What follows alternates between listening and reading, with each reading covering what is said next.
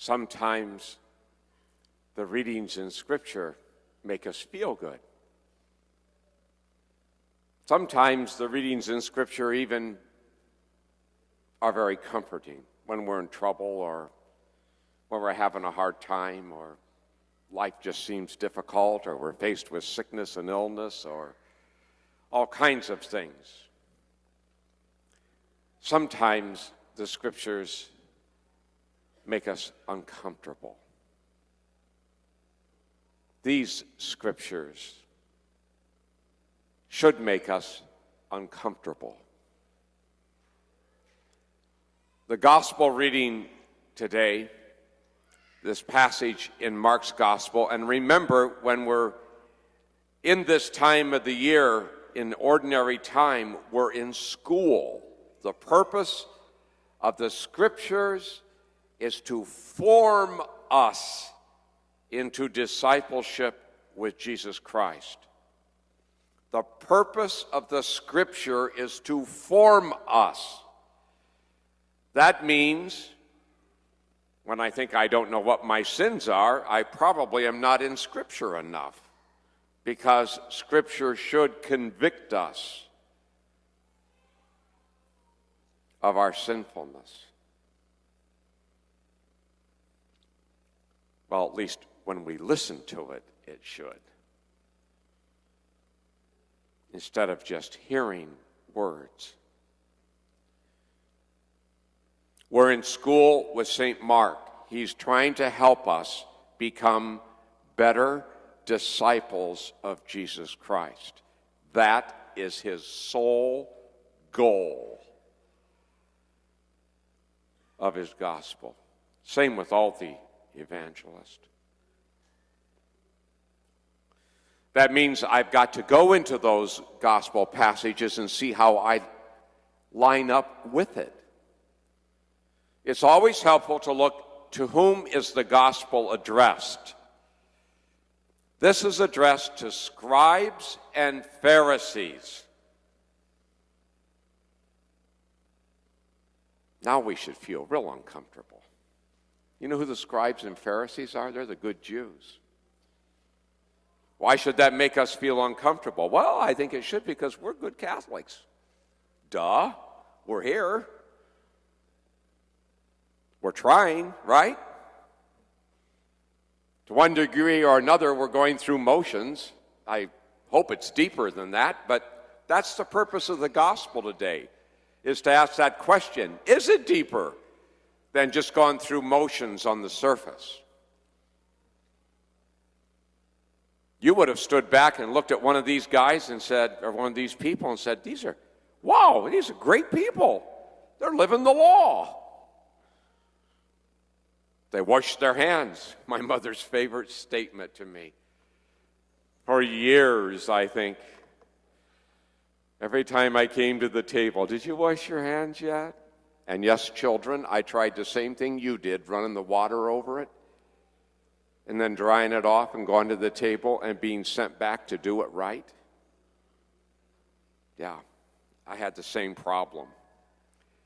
You know, those are dietary laws. Those are laws about, actually, they were great laws. Washing your kettles and jugs and dishes and all kinds of stuff, making sure your hands were clean. Guys, the Center for Disease Control would be really happy if we would all do those kinds of things, and we'd probably have a lot less disease if we paid better attention to those kinds of things. So they were good laws, but doesn't have a whole lot to do with getting to heaven, because it doesn't have a whole lot to do with the heart. And to make all God's laws, all the laws that they had sort of equal, was by Jesus' standard and by his preaching, woefully insufficient. Where was the heart? These same people, these good followers of Judaism, were also the ones who resisted him the most. because they would not internalize his message. He came to tell them who his Father was. He came to reveal to them, this is God, this is my Father.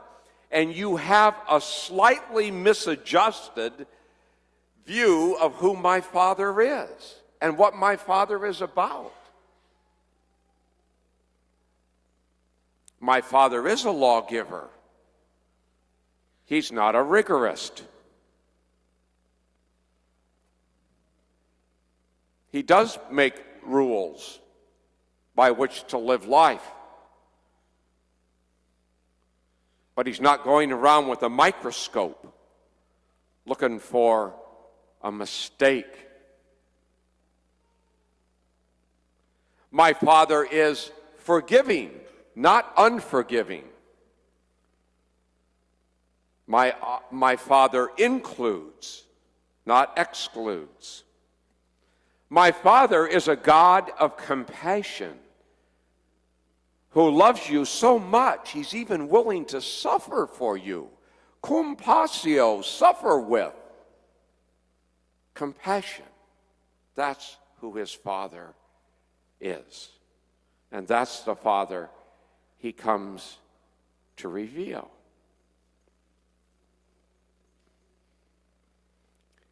He's challenging them because to them, if you didn't wash your dishes properly,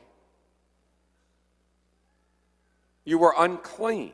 If you went to the marketplace and came back and didn't wash, you were unclean. I think they had more unclean laws than they had clean laws. Something's wrong someplace. He's saying, hey, you better get your focus where it belongs, and it belongs on the internal. Where's the heart?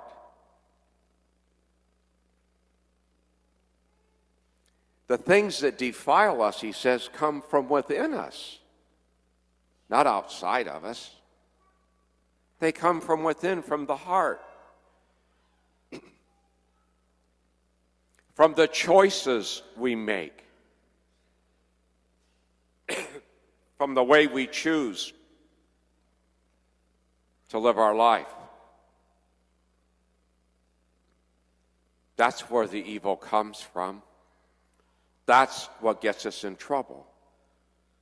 And I think part of the issue is we have a difficulty in our lives and in our hearts because we don't want to look deeper at what's really going on in us.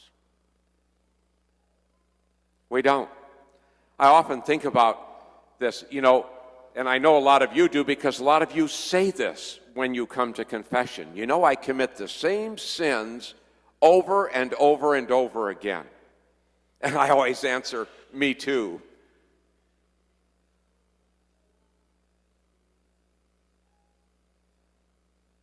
You know why?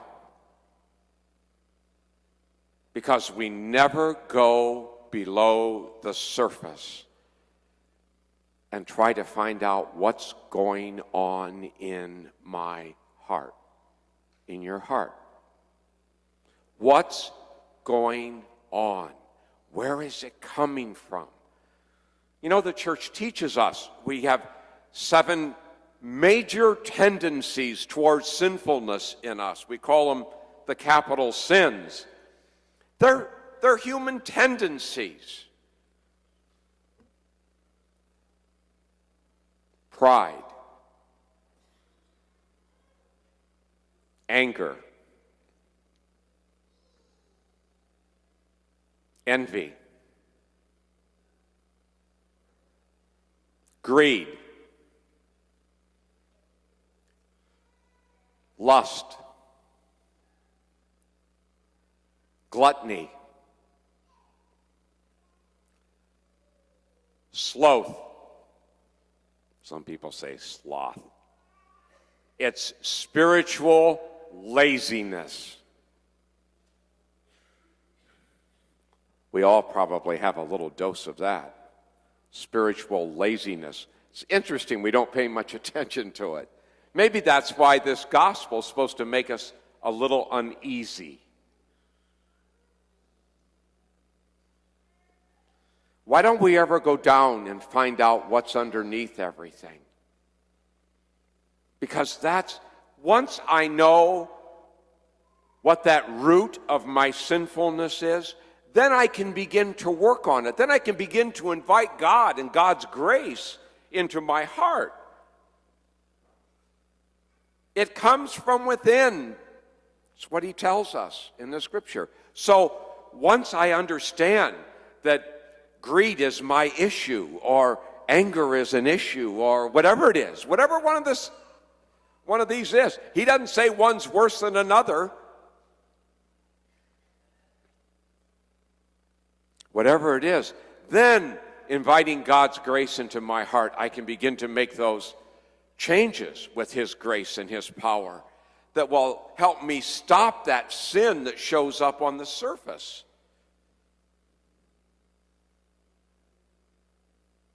We got to go deep.